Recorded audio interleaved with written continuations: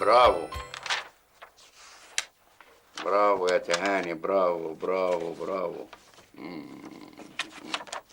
برافو يا تهاني، برافو. نظرتي فيكي ما خيبتش ابدا. عايزك بقى تنسخي لي الاوامر الاداريه وقرارات تنظيم العمل في الحي وتقسيمه لقطاعات علشان نبعته للادارات كلها. حاضر يا باشمهندس. هو قريبك هيرجع امتى؟ قريبي مين يا فندم؟ السيد رئيس الحي. انا سمعت انه هيطلع من استراليا الى جزر فوكلاند، وعرفت انه بيتكلم فوكلاندي حلو قوي قوي قوي. هو ناوي يعمل تآخي بين حينا وكل احياء العالم المتقدم ولا ايه؟ ايه ده حضرتك رايح فين يا باشمهندس؟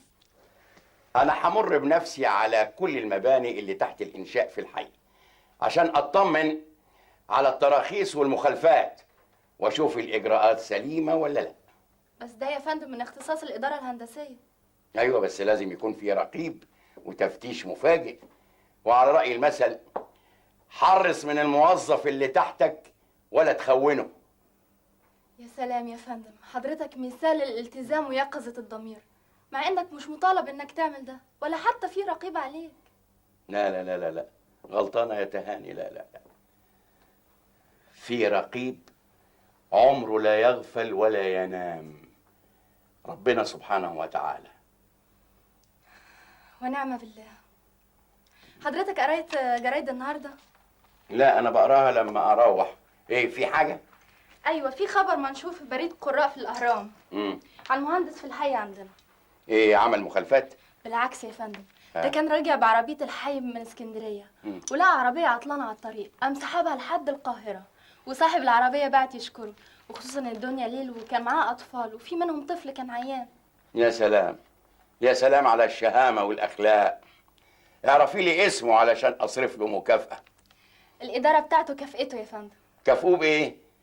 3 أيام خصم. كان لابد من إجراء حاسم وفوري. الله، ده سوء استخدام لسيارات الحي ساعات. الناس تقول علينا ايه؟ مش جايز يفتكروا ان المهندس فتحي اخد اجر من صاحب العربيه العطلانه دي. يا فندم احنا لازم نبتعد عن الشبهات. يا سلام يا سلام، سلم على الذمه والضمير.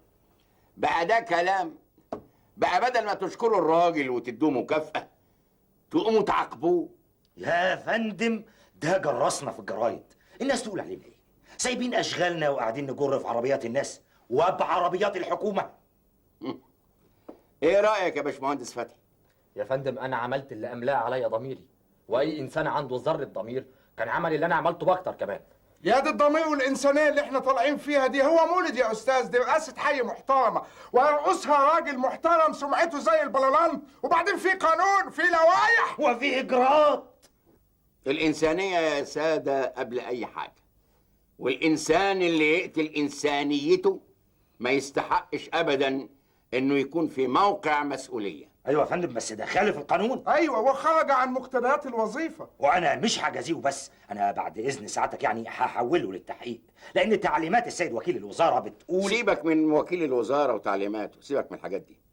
زي التعليمات ما بتجازي لازم تكافئ. يا باشمهندس فتحي، ايوه انت درجتك ايه؟ انا بقالي 10 سنين في الدرجه الثالثه. هتترقى للتانية وهتبقى نائب مدير الإدارة الهندسية من بكرة. يا أنسة تهاني،